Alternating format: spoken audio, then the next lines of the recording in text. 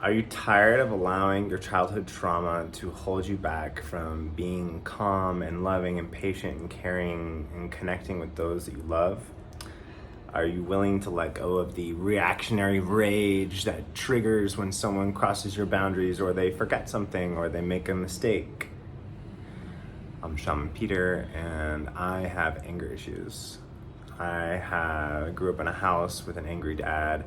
I grew up in a life where I suppressed my emotions from age 12 to 22. I mean, really, most of my life I suppressed my emotions using substances, video games, porn, smoking, drinking, so many different mediums of just like, whenever feeling like stressed, like grab some food. Whenever I'm feeling like upset, like grab my phone, like just using so many different ways of like, oh, how can I just do anything but be right here in my body with these feelings? And so I'm just here to tell you that if you feel that way, that you're not alone, and that there's a lot of us out there that are going through these same struggles. It's like, you know, there's this Hopi elder that said, stop saying struggle, and it's just like, you know what, like, I think authenticity is sexy. I think it's just being real to what it is. It's like if we're cleaning the bathroom and there's a bunch of gross ass, sticky, stuck, disgusting fucking mildew. It's like, oh yeah, no, this is easy. It's like, no, sometimes you like need to like get like strong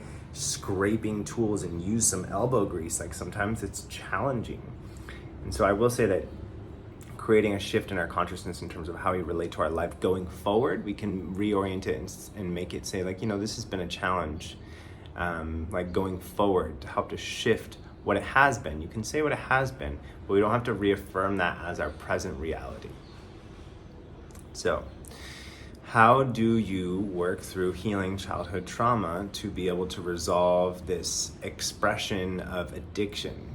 And the addiction it's an expression. It's a mask to suppress and distract ourselves from feeling the discomfort that's arising as it comes and it bubbles up.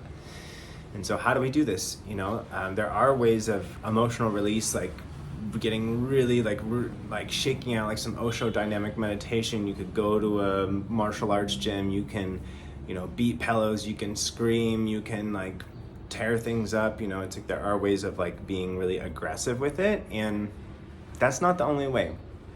I just had someone tell me right now, like, oh, you know, you're not, you know, it's like, it's anyone's perception of how we deal with our anger. If you're consciously aware of it and you're willing to work on it, there's not one way to Chicago, right? Chicago's God. Chicago is healing your anger. There's not just one way. It's not like, oh, you have to do martial arts to, you know, heal your anger issues. It's like, no, like you can regulate your sleep cycle, make sure you're getting optimal rest. You can do journaling and like make sure you're really like tuning into those feelings, like feel them, like feel rage. What does it feel like in your body? And then like in those moments, doing a yell, go yell out in nature, scream into a pillow, going underwater and yelling, like however it feels authentic to you, like beat the pillow. It's like, yeah, get it out as it comes up. Exercising, like high intensity interval training is a great way, like circuit training, like lifting weights. You know, any type of physical activity is going to help to support moving this energy. There is a level of a reality that like depending upon your level of grief, which the grief and the hurt is what creates the anger and the resentment. And so like sometimes releasing the anger and resentment, it can require a higher intensity to activate it. And so just depending upon your level of trauma, you sexually sodomized as a child, like you may have a deeper trauma than someone who, you know, someone just stole their bike. It's like, you know, that's sad. You're sad, you can be angry about it. It's just there's a different level of degree. And so it's like how someone is going to heal and resolve their trauma is going to be different. There's not one way to Chicago, to God, to healing your anger. And so our basic holistic lifestyle and well-being is a huge component of it. In addition to being able to do things that actually make us happy. It's not just about taking dirt out of the water. We want to pour more fresh water in. And so this is an invitation to do more of what makes you happy.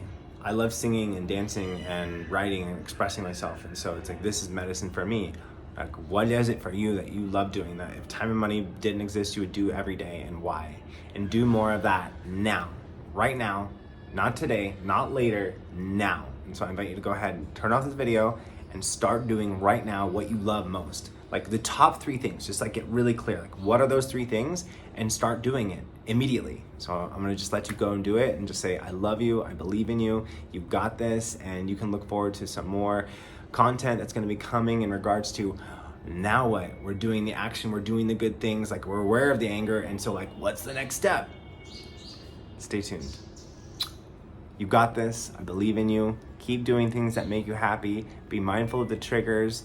Choose to be kind and compassionate. And I welcome you to give yourself grace, but then also be disciplined and do the things that you need to do and stop doing the things that you don't. You know better. We're knowledgeable beyond obedience and time, and choose the path of your soul's higher calling. Aho, amen, ashe, namaste. May you have a beautiful, blessed remainder of your day. And go do what you love now.